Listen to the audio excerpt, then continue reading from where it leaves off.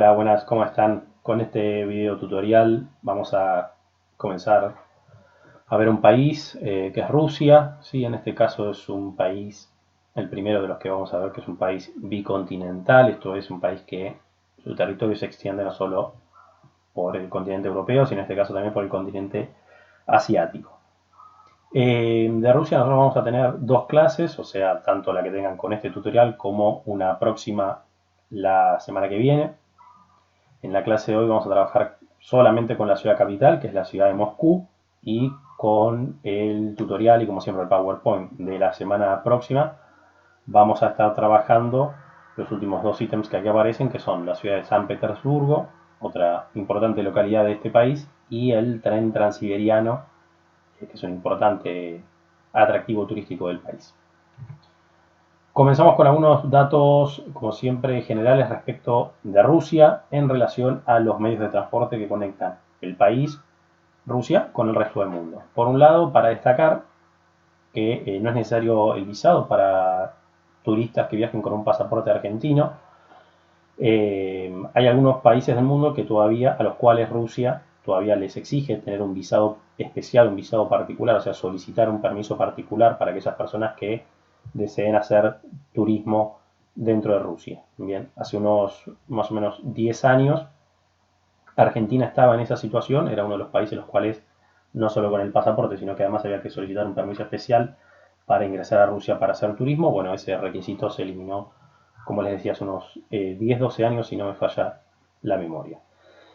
La línea aérea de bandera, que es la línea aérea rusa de los últimos, vamos a decir, 80 años, es Aeroflot. No es una compañía que viaje a la Argentina hoy día, no tiene vuelos regulares a la Argentina. Estoy casi seguro que no tiene tampoco vuelos regulares a ningún punto de Sudamérica.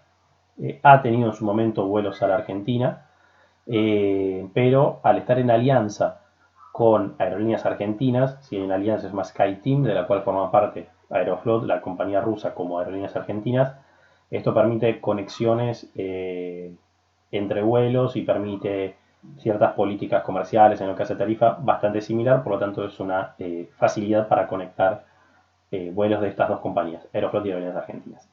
El aeropuerto más importante en cuanto a tráfico es el aeropuerto de Domodedovo. Bien, ahí tienen la sigla IATA del aeropuerto de Moscú Domodedovo, que es el más importante. Igualmente Moscú, como todas estas grandes capitales, tiene otros dos aeropuertos más. Bien, pero el más importante es el de Domodedovo. Ahí yo les dejé las distancias.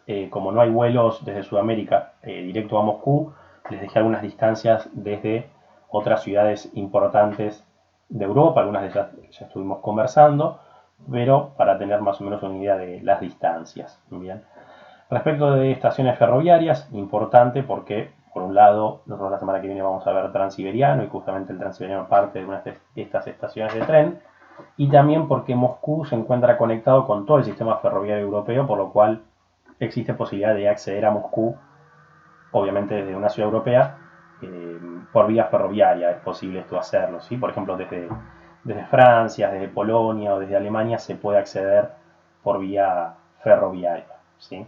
Ahí les indiqué que hay 5 estaciones principales. Como hemos visto, no sé si recuerdan en París, que también lo vimos de una manera similar, en Madrid también, cada estación destina trenes hacia una región en particular, hacia una zona, hacia un punto cardinal en particular. De esas 5 estaciones hay dos que son importantes. Una es la estación Yaroslavsky, bien, de donde parten trenes hacia Siberia, o sea, hacia el este, hacia el extremo oriente. De ahí justamente donde parte el transiberiano, tren del cual vamos a conversar la semana próxima. Y desde la estación, en castellano eso sería como estación Bielorrusia, ¿sí? O estación Belorusky, parten trenes justamente hacia Bielorrusia, o sea, hacia el oeste de Rusia.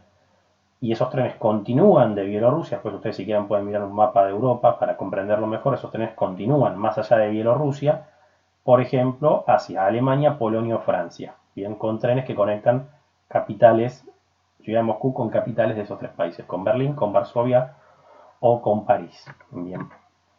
Ahí les dejé dos imágenes, fíjense lo que son, no solo el estilo constructivo, no sé si se alcanza a ver, por ejemplo en el caso de la estación Belorusky, ¿sí? El tamaño del pórtico de entrada en relación a los automóviles, en relación a los peatones, ¿sí? Fíjense el estilo muy llamativo de las construcciones de estas grandes estaciones ferroviarias en la ciudad de Moscú.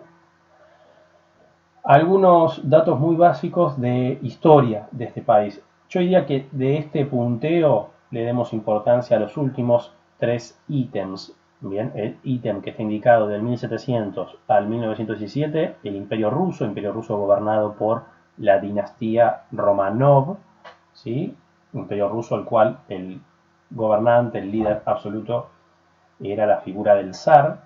Bien, el último zar fue el zar Nicolás II Romanov en el 1917, como yo creo que todas ya conocen o por lo menos habrán escuchado, se inicia una revolución, la revolución bolchevique, que finaliza el periodo del Imperio Ruso, elimina el régimen zarista e inaugura entre 1917 y 1991 la Unión de Repúblicas Socialistas Soviéticas, un periodo de unos más o menos 70 u 80 años en los cuales Rusia, pero no solo Rusia, porque como ustedes verán en el nombre dice Unión de Repúblicas, entonces no es solamente Rusia, sino que existieron otros países que se unieron a Rusia para conformar esta Unión de Repúblicas Socialistas Soviéticas y que durante, decíamos, 70-80 años permanecieron justamente unificadas en esta unión bajo un régimen de carácter comunista. Bien, esa Unión Soviética cae, o mejor dicho, se desmembra, o sea, esa unión deja de existir. ¿Por qué? Porque sus miembros eran cerca de 20, si no me equivoco, eran 20 o 22, entre los cuales uno era Rusia, pero también estaba, por ejemplo, Bielorrusia, de quien ya hemos tirado el nombre. Estaban las tres repúblicas bálticas, que son Estonia, Letonia y Lituania. Se encontraba Moldavia, Georgia, Armenia, Azerbaiyán, ¿sí? Turkmenistán, Kazajistán, bueno, muchos países de Asia que quizás son más difíciles de encontrar, digo de tener el nombre, pero que formaban parte de esta Unión de Repúblicas Socialistas Soviéticas, más Rusia, obviamente, que era la más poblada de esta unión, que era el país más importante, que era el país más poderoso dentro de esa Unión de Repúblicas Socialistas Soviéticas. En el año 91 lo que ocurre es que todas esas repúblicas se comienzan a separar de la Unión. Entonces, lo que queda después del año 91 es lo que observamos, es el mapa que vemos en la actualidad, en el cual está, por un lado, la Federación Rusa por un lado, y por otro lado, las 20 otras, 19, 20, 21 otras repúblicas que formaban parte de la URSS. Volvemos a decir algunos nombres para que nos podamos ubicar. Ucrania, decíamos Bielorrusia, Estonia, Letonia, Lituania, Armenia, Azerbaiyán, Georgia, ¿sí? Esos son algunos de los países que formaban parte de la URSS y que desde el año 91 nosotros los vamos a poder ubicar en un mapa de manera justamente separada porque son países independientes. Bien, ahí tenemos, bueno, un gráfico, perdón, dos gráficos, ¿sí? Esa mancha, digamos, de color rojo vendría a ser el origen del Imperio zarista, lo que era el Principado de Moscú, justamente con capital en la ciudad de Moscú, y esto vendría a ser la máxima extensión, esto que se ve en el planifer en color verde oscuro y después verde un poquito más clarito, es la máxima extensión que alcanzó el Imperio zarista, el Imperio ruso. Bien. Este es el mapa actual de la Federación Rusa. Fíjense que acá, por ejemplo, al sur, acá dice Kazajistán, Uzbekistán, Turkmenistán, Belarus o Bielorrusia, que es lo mismo, Letonia, Lituania, Estonia. Bueno, estos son algunos de los países que justamente formaban parte de esa Unión Soviética, se separaron como países independientes y Rusia quedó, decíamos, como otro país aparte, ¿no? Acá tenemos la ciudad de Moscú, la ciudad capital de la cual ya vamos a comenzar a hablar, San Petersburgo, para ver la semana que viene, y luego la vastísima y gigantesca región de Siberia, de la cual también un poquito comentaremos la semana próxima cuando trabajemos con el Transiberiano. Arrancamos con la ciudad de Moscú. La ciudad de Moscú se desarrolla sobre una llanura, una zona plana recorrida por un río, el río Moskva. Vamos acá el principal atractivo, lo vamos a ubicar en el centro. Y aquí donde dice Kremlin, ustedes van a ubicar, por ejemplo, los números 17, 19, 21, 16. Sí, estos serían la zona central, en donde vamos a encontrar algunos de los principales atractivos. Luego, y yo les iré indicando en la clase, nos vamos a ir después en dirección hacia el oeste, a marcar aquí un importantísimo museo. Acá en el plano, digamos, no sale, pero estaría en dirección hacia donde está esta bicicleta. Y luego en dirección hacia el norte, ¿sí? Acá donde están estos monumentos, acá está marcado con el número 5, ¿sí? Y esta sigla un poco extraña. Acá vamos a nombrar después también un conjunto de atractivos. Bien. Fíjense que acá, por ejemplo, con el número 27, ¿sí? Dice Belorussia Station, o sea, la estación Belorusky. Recuerdan, era la estación que justamente va en dirección hacia el oeste, o sea, trenes a Berlín, Varsovia, París. Y la estación, ahí fíjense, Yaroslav Station, ¿sí? O sea, la estación Yaroslavsky, que es de la cual parten los trenes hacia el este, transiberiano. Bien. Vamos avanzando entonces. Plano de la ciudad, bueno, este creo que no está tan claro como el anterior. Medios de transporte internos de la ciudad, al igual que muchas ciudades europeas que ya hemos visto, la importancia del sistema de metro. Bien. La particularidad que tiene el sistema de metro de Moscú es, digo, más allá del tamaño, la extensión, la cantidad de estaciones que tiene, es el decorado interno de cada una de esas estaciones. Bien. Muchas de estas estaciones del metro de Moscú fueron diseñadas y construidas durante el periodo de la Unión Soviética, en la década del 20, 30, década del 40. ¿Con qué objetivo? Con el objetivo de que los transeúntes, los ciudadanos, los obreros, los vecinos, o sea, las personas comunes y corrientes, cuando tomen el subte se sientan que están dentro de un palacio. Bien, entonces, por eso este estilo, con mucho lujo, mucha decoración, iluminación, ¿sí? Que tiene el metro de Moscú. Fíjense que inclusive hay muchos murales, bajorrelieves, pinturas, vitrales con imágenes históricas, la mayoría haciendo referencia, o yo diría casi todas, haciendo referencia justamente al periodo de la Unión Soviética, a la figura de Lenin, que fue el líder de la Unión Soviética, el ejército rojo, ¿sí? Las glorias del pasado ruso, siempre las imágenes van en ese sentido. Centro histórico de la ciudad de Moscú está definido por la Plaza Roja, bien, por la Plaza Roja, que es esta estructura.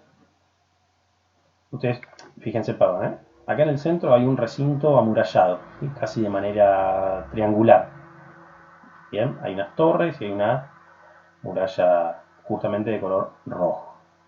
Eso es lo que se conoce como Kremlin. Ahora igual lo vamos a ver. Ahora, en un lateral del Kremlin, acá sobre nuestra mano, digamos, derecha y en dirección hacia el norte, queda una plaza, acá lo tienen como Red Square, justamente, ¿sí? La Plaza Roja. Bien, tanto el Kremlin como la Plaza Roja, no solo en la actualidad, sino que durante el periodo de la Unión Soviética era el centro del poder político, bien, durante mucho tiempo, inclusive hasta la actualidad, cuando uno habla del Kremlin, se está refiriendo directa y precisamente al centro del poder ruso y anteriormente al centro del poder soviético. Esto es como si alguien en Argentina dice Casa Rosada o directamente dice La Rosada. Uno sabe directamente a qué se refiere. O dice Casa Rosada, ya sabe que no hay dos Casas Rosadas, es una sola y es donde se encuentra la sede del poder político en la Argentina. Bueno, esto vendría a ser lo mismo, ¿sí? Si uno habla de Kremlin, más allá de que haya muchas ciudades rusas tienen Kremlins, los Kremlins son fortalezas. Cuando uno habla de Kremlin es uno solo y es el Kremlin de Moscú y es la sede del gobierno ruso en la actualidad, fue la sede del gobierno durante la Unión Soviética e inclusive fue la sede del gobierno durante el Imperio Ruso, durante el Imperio zarista. Bien. Dentro de la Plaza Roja, perdón, la Plaza Roja vendría a ser este espacio que queda acá abierto, fíjense acá hacia el lateral derecho las murallas del Kremlin, que me estarían ahí detrás. En este espacio que queda abierto, donde hay soldados marchando, donde están estas gradas, eso es justamente lo que se conoce como Plaza Roja. La Plaza Roja también es muy utilizada, sobre todo los días, o mejor dicho, el día 6 de mayo de cada año, en donde de manera ininterrumpida se realizan los desfiles de la victoria. Esta imagen que ustedes tienen es del año 2019, ya que digamos una imagen del año 2020 no es posible conseguirla porque en el año 2020 producto de la pandemia, fue una de las únicas veces en las cuales se suspendió este desfile. ¿Pero qué es el desfile de la Victoria? El desfile de la Victoria es un desfile militar en conmemoración al desfile de la Victoria que se hizo en el año 1945, que fue el desfile en el cual se festejó y se conmemoró justamente al Ejército Rojo como uno de los ejércitos vencedores frente a la Alemania nazi. Bien, fíjense, estas son imágenes en color y originales obviamente de aquel primer y original desfile de la Victoria en el año 1945. Bien, todos los soldados marchando sobre la Plaza Roja, y fíjense en esta imagen cómo tienen las banderas y los estandartes alemanes, claramente reconocibles por la esvástica, rendidos, ¿sí?, a los pies del ejército. Bien, ese es el símbolo, digamos, lo que está buscando demostrar esa imagen. Como les mostraba en la imagen anterior, esto es un evento que tiene lugar todos los años en la Plaza Roja. Ahí tenemos, bueno, una imagen de la Plaza Roja, digamos, en una fecha común y corriente. ¿Sí? Acá el Kremlin lo tendremos hacia nuestra mano izquierda. Ahora vamos a ver algunos de estos edificios que tenemos en los alrededores, qué es lo que son. Primero, y uno de los más destacados de la Plaza Roja, ¿sí?, si yo vuelvo a las imágenes anteriores, pero que no se me estén perdiendo, vendría a ser este edificio acá con esas cúpulas acebolladas de color, bueno, turquesa, azul, verde, amarillo. Bien, ese edificio sería. O sea, es acá donde se estaría tomando la foto, vendría a ser, por eso no lo estamos viendo, está a espaldas del fotógrafo. Es la Catedral de San Basilio. Bien, muchas de las iglesias de la ciudad de Moscú, en realidad de toda Rusia, son iglesias que pertenecen al credo ortodoxo ruso. Bien, la mayoría hoy por hoy todavía pertenecen a ese credo y realizan, digo, ceremonias de ese credo, pero también son museos en donde se puede observar la historia de estos edificios. ¿Sí? Yo después siempre, los textos prefiero no relatarlos y después los dejo para que ustedes los vayan leyendo. Otro de los grandes edificios en torno a la Plaza Roja, los almacenes Boom, que vendría a ser, yo les paso una foto del interior, ahora vemos una foto del exterior, en la actualidad vendría a ser una suerte de shopping, ¿sí?, un shopping center, pero particularmente de productos y bienes que se comercializan de lujo, ¿sí?, joyería, antigüedades, pintura, decoración, prendas de vestir, indumentaria, calzado, pero extremadamente caro. Bien, voy a pasar una de las fotos anteriores para que se vea dónde está Almacenes Boom. Vendría a ser este edificio acá a mano derecha. Bien, ahora vamos a ver este edificio que tenemos allá en el frente, que es este Museo Estatal de Historia. ¿Sí? Paso las diapositivas. Bien, y ahí tenemos la historia de la ciudad de Moscú, decíamos, desde las primeras tribus, o sea, aquel origen de ese principado de Moscú durante el medioevo, hasta la Segunda Guerra Mundial. Ya después vamos a ver dónde podemos interiorizarnos desde la Segunda Guerra Mundial hasta nuestros días. Lo interesante es que dentro del Museo Estatal de Historia de Moscú tenemos los tesoros de la dinastía Romanov, o sea, aquella última dinastía que hasta el año 1917 y casi por 300 más años gobernó Rusia, ¿sí?, como un imperio.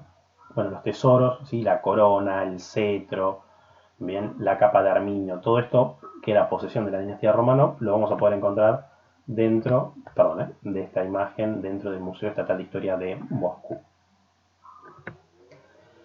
El otro lateral que nos quedaría ver de la Plaza Roja, ¿sí?, porque hacia un lado, si tenemos en cuenta esta foto, a las espaldas tendríamos los almacenes Boom, a la izquierda tenemos la Catedral de San Basilio y a la derecha tenemos el Museo Estatal de Historia. Ahora, no sé si recuerdan, voy a volver a pasar a la foto de la Plaza Roja, por ejemplo, a esta imagen.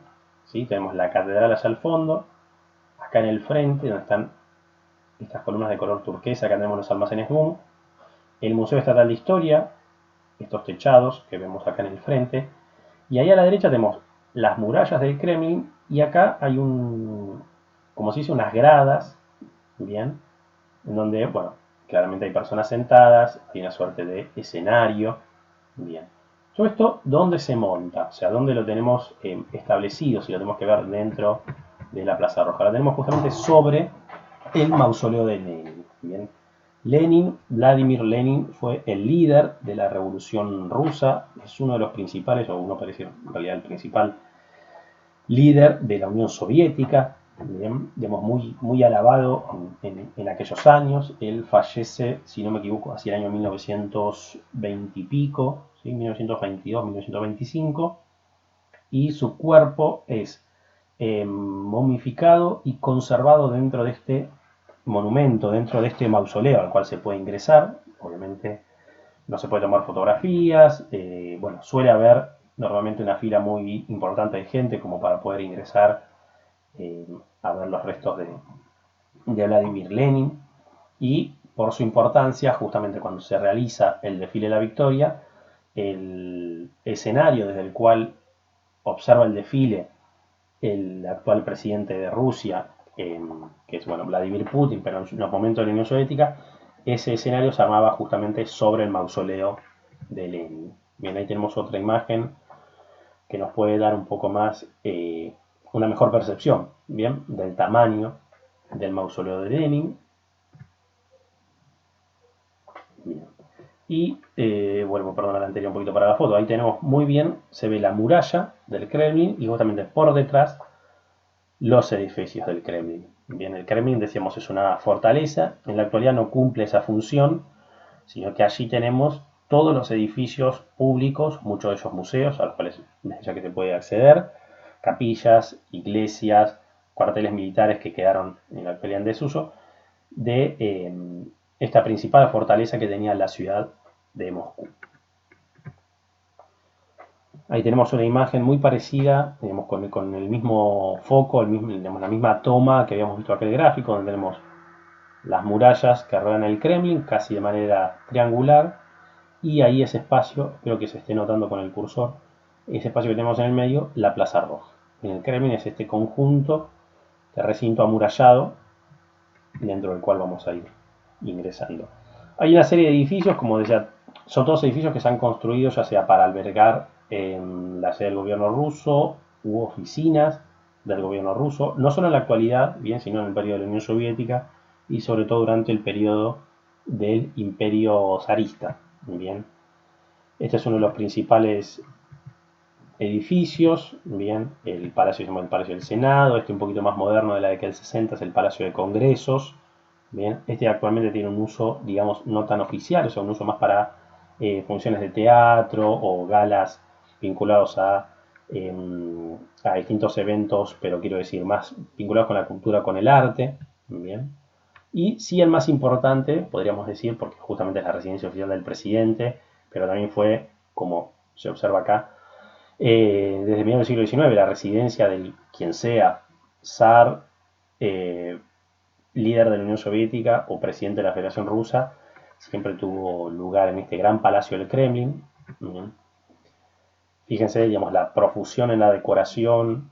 ¿Sí? Fíjense, por ejemplo, en esta imagen donde, bueno, justamente está Vladimir Putin acá, se ve que dando algún tipo de discurso, algún tipo de anuncio, las bóvedas, ¿sí? El tamaño, bien, de este edificio, de esta decoración. Y aquí lo tenemos por fuera del edificio, que por fuera capaz que parece bastante más sobrio. ¿Sí? Ahí en primer plano tenemos entonces el río Moskva y una de las murallas del Kremlin. Continuamos dentro del Kremlin, tenemos una serie de capillas. Bien, tenemos que tener en cuenta que durante la Unión Soviética, o sea, el año 1917 hasta el año 1991, la religión, bien, no hubo, vamos, mejor dicho, religión oficial en la Unión Soviética. Bien, oficialmente, y lo digo así oficialmente como poniéndolo entre comillas, la religión teóricamente estaba permitida, pero la realidad es que estaba muy mal visto las prácticas religiosas, por lo tanto muchas iglesias, incluso quizás hasta fueron destruidas, bien, no eran utilizadas como tales, digo, no eran templos en los cuales los fieles iban a rezar o a realizar distintos ritos, y esto finalizó hacia inicio de la década del 90 con el fin de la Unión Soviética y el inicio de la Federación Rusa, en donde en la actualidad sí hay una suerte de regreso un poco así religioso a este tipo de creencias. Entonces, bueno, las personas han vuelto a tomar importancia, o para ellas la importancia que tenían antiguamente las religiones, bien, en este caso la religión ortodoxa rusa, bien. Por un lado tenemos la Catedral de la Anunciación, en este caso capilla privada de los papas, y la Catedral de la Dormición, bien. De vuelta, ¿sí? Miremos el tamaño de las personas en relación al edificio. Bien, capilla privada por un lado y capilla para las coronaciones reales. Bien. El tema durante la Unión Soviética, digamos, la religión ortodoxa rusa estuvo muy asociada al zarismo, entonces por eso en parte fue, digamos, casi prohibida el trabajo de la región ortodoxa rusa. Bien. Estamos hablando durante la Unión Soviética. Continuamos, otro edificio importante que tenemos siempre dentro del Kremlin es la armería del Kremlin. Dentro de la armería del Kremlin, bueno, justamente vamos a encontrar una serie de museos de armas, no de armas modernas, justamente, sino más bien de armas de carácter histórico, sobre todo origen medieval.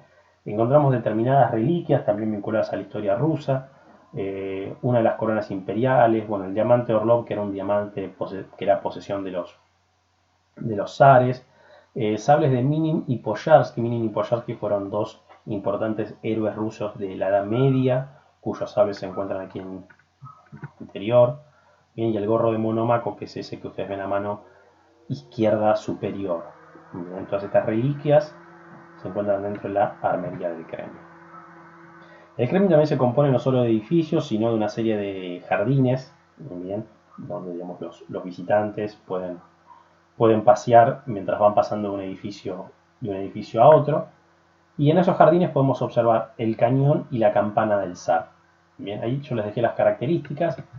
Fíjense de vuelta, el tamaño, cañón y campana del zar en su momento fueron los más grandes del mundo construidos, pero con la peculiaridad de que, en este caso la imagen es del cañón del zar claramente, con la particularidad siguiente, el cañón del zar, fíjense lo que pesaba, casi 40 toneladas, o sea, 40.000 kilos, bien, el cañón indica que se construyó en 1580, entonces, ¿cómo hago para cargar 40.000 kilos de pesos para arrastrar hacia un campo de batalla un cañón que pesa 40.000 kilos? Obviamente lo hago a caballo, bien, bueno, pero ¿cuántos caballos necesito o cuántas mulas necesito para que tiren 40.000 kilos? Bien, nunca llegó el cañón del zar a ser utilizado en ningún conflicto bélico por el simple hecho de que era muy difícil moverlo de este lugar.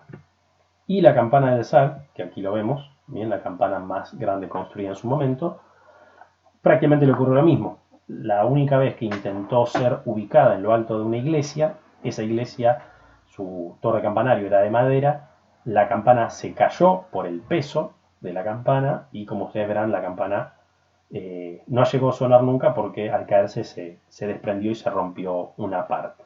Pero bueno, campana y cañón del zar dentro del Kremlin. Bien. Ahora, el Kremlin, nosotros mencionamos que está rodeado por una serie de murallas, ¿sí? Unos muros laterales. Bien. Yo me voy a ir a una imagen anterior para ver si esto lo podemos observar un poco mejor.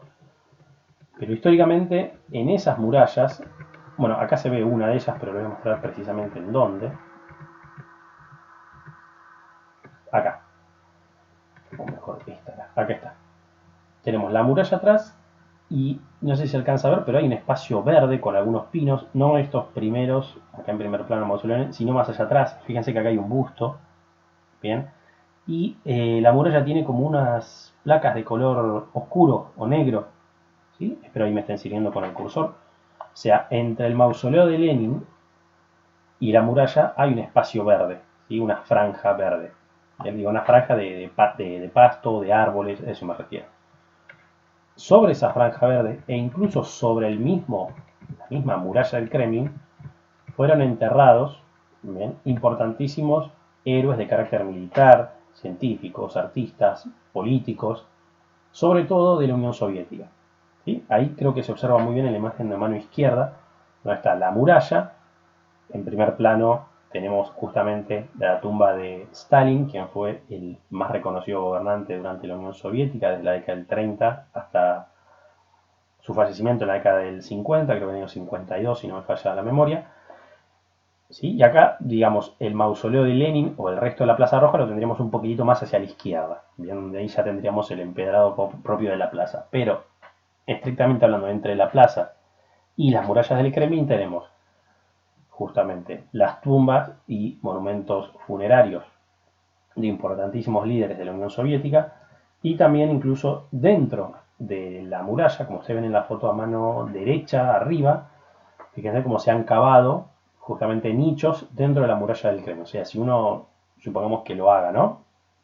Quita una de esas tapas, lo que va a tener son los restos mortales, ¿sí? Los cajones con los restos mortales de importantes líderes y héroes de la Unión Soviética.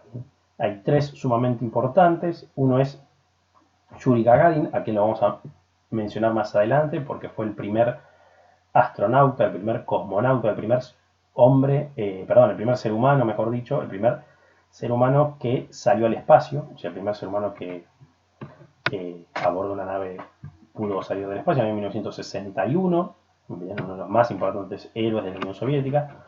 Luego, a quien mencionábamos recién, Stalin, importante político de la Unión Soviética, es la década del 30, la década del 50, justamente durante el periodo en que la Unión Soviética triunfa en la Segunda Guerra Mundial. Y otro que también podríamos llegar a mencionar es el mariscal Zhukov, que fue un importante general durante la Segunda Guerra Mundial. Bien, fue el general ruso, el general soviético, que vence a las tropas nazis en la batalla de Berlín en el año 1945. No sé si recuerdan, al principio de la clase mencionábamos el desfile de la victoria. Bueno, el general que encabezó el desfile en un caballo blanco y que presentó las tropas justamente fue el mariscal Zhukov. Bien, esto sería en torno, o sea, lo que vemos, vuelvo al anterior, perdón. Todo esto que hemos mencionado es en torno a Plaza Roja, Kremlin, el interior del Kremlin y las murallas del Kremlin. Ahora nos vamos a desplazar desde el Kremlin, decíamos, en dirección hacia el norte. Yo voy a volver a uno de los mapas que aparecían al principio de la clase para que nos podamos ubicar rápidamente. Recuerden que les había dicho, tenemos en cuenta el centro de la ciudad y también hacia el este y el oeste. Bien, nosotros estamos aquí en el centro de la ciudad, acá donde tenemos el punto 19 y 21. Bien, ahora nosotros nos estamos yendo acá hacia el norte. Bien, hacia el norte, donde tenemos por ejemplo el punto número 5. Bien, este monumento que acá aparece como una flecha hacia arriba, bueno, eso ahora lo vamos a mencionar. ¿Sí? Esto es el punto número 5. Vamos a ir a esa zona. Eso lo tenemos más o menos hacia 1,5 kilómetros desde la Plaza Roja. Bien, o sea, no está demasiado alejado. Ahí, como ya habrán visto, tenemos una avenida, que en realidad no es una avenida en el sentido de mano contra mano, autos, vehículos circulando, sino que en realidad vendría a ser un paseo, conocido como, bueno, depende de la traducción, ¿no? Avenida o paseo de los cosmonautas, donde justamente tenemos una serie de placas, monumentos, recordatorios a los principales y las principales cosmonautas de la Unión Soviética y las personas que hicieron posible que la Unión Soviética sea, en la década del 60, 70 y 80, uno de los principales países en lo que hace a la exploración espacial. Bien. Tenemos, bueno, monumentos a quienes. Por un lado, una persona, Konstantin Tsiolkovsky. ¿Sí? Konstantin Tsiolkovsky fue el, digamos, más importante desarrollador de la cohetería en la Unión Soviética. ¿Sí? Era un físico y fue el encargado justamente del estudio de cómo propulsar un aparato hacia afuera de la Tierra, cómo ubicar a una persona dentro de él, cómo hacerlo volver, obviamente, con vida. Bien, fue, digamos, el impulsor y es considerado el padre de la cosmonáutica soviética, bien, Konstantin Tsiolkovsky. Y luego monumentos a dos importantísimos cosmonautas, por un lado, quien ya mencionábamos sus restos mortales en las murallas del Kremlin, que es Yuri Gagarin, lo tenían ahí en la mano izquierda, ¿sí? El año 1961, 12 de abril, a bordo de la nave Vostok, realiza un vuelo orbital, o sea, sale del planeta, sale en la atmósfera, realiza toda una circunferencia, digamos, total al planeta Tierra y regresa sano y salvo eh, a la Tierra. Bien, es considerado el primer cosmonauta, el primer ser humano que salió al espacio. Y luego tenemos a la mano derecha, Yuri Gagarin, como hemos mencionado, falleció. Y a la mano derecha, y con todas las placas, todos los indicadores y los galardones militares de Valentina, una imagen de Valentina Tereshkova. Bien, ella se encuentra viva en la actualidad, tiene 80 y pico de años. Valentina Tereshkova fue la primera mujer cosmonauta, o sea, la primera mujer que salió al espacio. Mira, ahora no recuerdo en qué año fue el hecho de Valentina Tereshkova, pero también en la década del 60, habrá sido año 65, creo yo. Bien. Valentina Tereshkova, como decíamos, vive todavía, 80, 80 y algo de años tiene, es diputada en el Congreso en Rusia y hace poco en algunas entrevistas llegó a declarar que si hubiera un primer vuelo a Marte, ella no tendría ningún problema en sacrificarse y en comandar ese vuelo, incluso con su edad, e inclusive, y ella lo aclaró, si ni siquiera hay seguridad de poder volver, ella no tendría ningún problema en hacerlo. Acá tenemos, fíjense, ¿no? Una imagen de la Avenida de los Cosmonautas, las placas que yo les comentaba, monumentos, y acá el monumento este que veíamos en el plano como una flecha yendo hacia arriba, ahora lo vamos a ver un poquito más adelante, bien, que es el monumento a los conquistadores del espacio. Bien, monumento a los conquistadores del espacio, justamente construido, fíjense acá el año 1964, o sea, poco después de eh, la gesta de Yuri Gagarin. Bien, fíjense ahí lo que está inscrito sobre este monumento. Bien. Y debajo del monumento, voy a volver a la foto anterior para que se vea mejor. Y acá sería, digamos, debajo del nivel del suelo, o sea, debajo de donde está tomada la foto, de donde están estas personas caminando, tenemos el Museo de la Cosmonáutica Soviética. ¿Sí? Fíjense, ahí está el monumento detrás. Esta era la foto que quería mostrarles. ¿Bien? El ingreso al museo y detrás, ¿sí? Detrás y hacia arriba, digamos, el monumento. El museo está como todo en un subsuelo. Bien, un interesante museo que relata, bueno, todo el desarrollo de la cosmonáutica, no solo durante la Unión Soviética, sino inclusive durante la Rusia actual. Frente, o sea, continuamos en esa misma zona de la ciudad, bien al norte, decimos 1,5 kilómetros al norte del Kremlin. Frente a la Avenida de los Cosmonautas y a este monumento, vamos a mencionar este sitio que es más bien conocido por la sigla, ¿sí? Es una B corta D, N, K, H, a veces hay una Z también en el medio, eso bueno, depende de la traducción. A veces la traducción del ruso se hizo al inglés y la gente cita la sigla directamente, o del ruso al castellano, ahí la sigla puede llegar a variar un poco, pero es un gran complejo, ¿bien? De museos, jardines, parques, pabellones, ¿bien? Dedicados sobre todo a los logros durante el periodo soviético. Esto, fíjense acá en esta foto a mano izquierda, margen superior, fíjense que está el arco de entrada a esta exposición, y allá atrás está el monumento de los conquistadores del espacio. ¿Bien? Esto fue construido, creo que acá yo lo puse, ¿sí? Ahí está, fue construido en la década del 30, luego con la caída de la Unión Soviética en la década del 90, esto estuvo en un estado de abandono, ¿sí? Algunos lugares empezaron a alquilar para otros distintos tipos de uso, para depósitos. Bueno, la vegetación empezó a crecer así como un poco más salvajemente, digamos, y hace unos 10-15 años se rehabilitó todo este conjunto de pabellones, museos, muestras, jardines, justamente para poner en valor los avances vinculados no solo a la exploración espacial, sino a la ciencia, la tecnología, la industria, la agricultura y los deportes por parte de la Unión Soviética y también en la actualidad por parte de la Federación Rusa. Bien, y el último atractivo que vamos a mencionar en la clase, recuerdan que teníamos en el centro del Kremlin, en dirección hacia el norte, la Avenida de los Cosmonautas, con la exposición que recién mencionamos. Y después, si volvemos al centro del Kremlin, hacia nuestra mano izquierda, o sea, hacia el oeste, a unos 2 kilómetros, vamos a encontrar en lo alto de un monte este monumento que ustedes ven a la mano justamente izquierda, ¿bien? Y debajo del monumento, o sea, debajo de esa cúpula y esa torre monumental, se encuentra este enorme museo que es el Museo de la Gran Guerra Patriótica. ¿Bien? Con ese nombre de Gran Guerra Patriótica, en la Unión Soviética y en la actualidad en Rusia, se conoce a lo que en el resto del mundo se llama Segunda Guerra Mundial. ¿Bien? La Gran Guerra Patriótica o la Segunda Guerra Mundial, durante ese momento, ¿sí? La Unión Soviética perdió más de 20, si no me falla la memoria, más de 25 millones de personas entre soldados y civiles. Fue el país que por lejos mayor cantidad de fallecidos, heridos y caídos tuvo en ese conflicto bélico. Por lo tanto, el recuerdo de, bueno, las personas que allí murieron, las personas que sobrevivieron, los recuerdos de la guerra están muy, muy vivos, muy presentes en la población actual, a pesar de casi 70 años que pasaron desde el fin de la Segunda Guerra Mundial. Pero, digamos, lo más común es que cualquier familia rusa tenga por lo menos un familiar que o haya participado de la guerra o haya fallecido en la guerra o que tenga recuerdos de la guerra o que haya sido movilizado durante la guerra. Digamos, fue un evento que transformó completamente la vida de la Unión Soviética. Bien. Esto está, digamos, en la cúpula, debajo de la cúpula central del museo. Bien.